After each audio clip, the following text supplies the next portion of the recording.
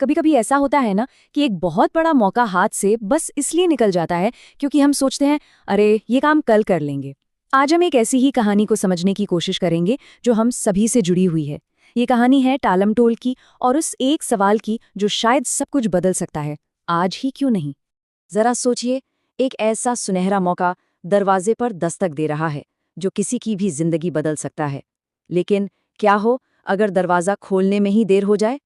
ये कहानी बस उसी एक पल के बारे में है जब सही समय पर उठाया गया एक कदम सब कुछ बदल सकता था।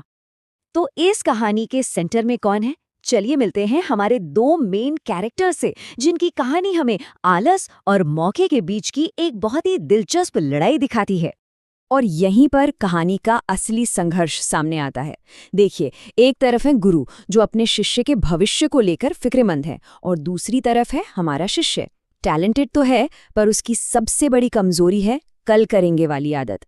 ये एक ऐसी लड़ाई है जो हम में से कई लोग रोज ही लड़ते हैं। गुरु ये बात अच्छी तरह जानते थे कि आलस सिर्फ एक बुरी आदत नहीं है, नहीं, ये एक जंजीर की तरह है जो किसी को भी आगे बढ़ने से रोक देती है। ये सपने तो बहुत बड़े बड़े दिखाती है, लेकिन उन सपनों को पूरा करने के लिए जो कदम उठाने होते हैं ना, बस वही नहीं उठाने देती। अब गुरु ने फैसला किया कि भाई सिर्फ बातों से काम नहीं चलने वाला।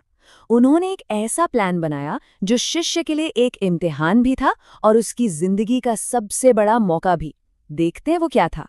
गुरु ने शिष्य को देखने में तो एक बिल्कुल साधारण सा काला पत्थर दिया, लेकिन ये कोई मामूली पत्थर नहीं था। इसमें एक जादुई शक्ति थी। ये जिस भी लोहे को छूता उसे फौरन सोने में बदल देता। जरा सोचिए, ऐसी पावर किसी के हाथ लग जाए तो क्या नहीं हो सकता। लेकिन यहाँ एक शर्त थी, और यही इस कहानी को और भी दिलचस्प बनाती है। गुरु ने कहा, तुम्हारे पास सिर्फ 2 दिन हैं, सिर्फ 48 घंटे इस जादुई पत्थर को इस्तेमाल करने के लिए। समय की ये डेडलाइन इस मौके को और भी ज्यादा कीमती बना रही थी।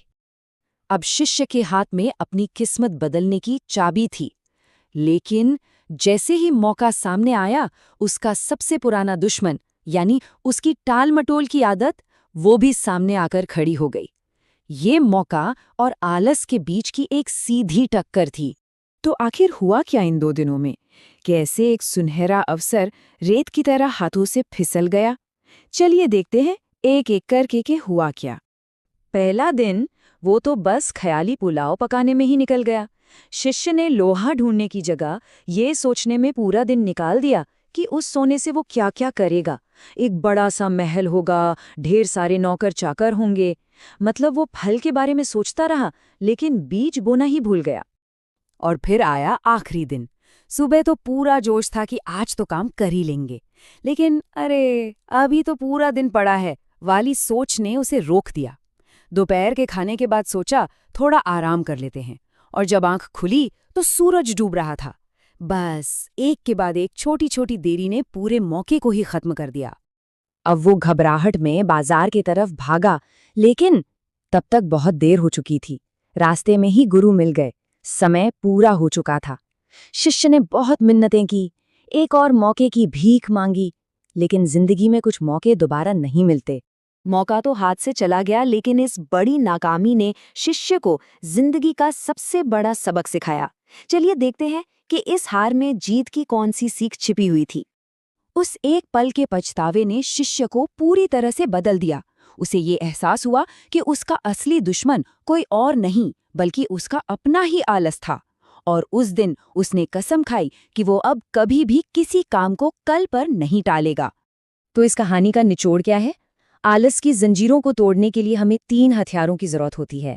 पहला है विवेक, जो सही समय पर सही फैसला लेने में मदद करता है। दूसरा कठोर परिश्रम, जो सपनों को हकीकत बनाता है। और तीसरा जागरूकता, जो हमें अपने आसपास के मौकों को पहचानने में मदद करती है। और अंत में, ये कहानी सिर्फ उस शिष्य की नहीं है, ये हम सबकी कहानी है। जिंदगी हम सबको उस जादुई पत्थर जैसे मौके देती है। सवाल बस इतना है कि क्या हम उन्हें पहचान पाते हैं, या आलस में उन्हें यूं ही गवा देते हैं। तो अगली बार जब भी मन में ये ख्याल आए कि ये काम बाद में कर लेंगे, तो बस एक पल के लिए रुक कर शिष्य की कहानी को याद कीजिएगा और खुद से बस एक सवाल पूछिएगा। और वो सवाल है, आज ही क्यों नहीं? ये एक बहुत छोटा सा सवाल लगता है, लेकिन इसमें हमारी टाल मटोल की आदत को तोड़ने की जबरदस्त ताकत है। इसी शक्तिशाली विचार के साथ हम आज का ये विश्लेषण समाप्त करते हैं। सोचने के लिए एक अच्छा बिंदु।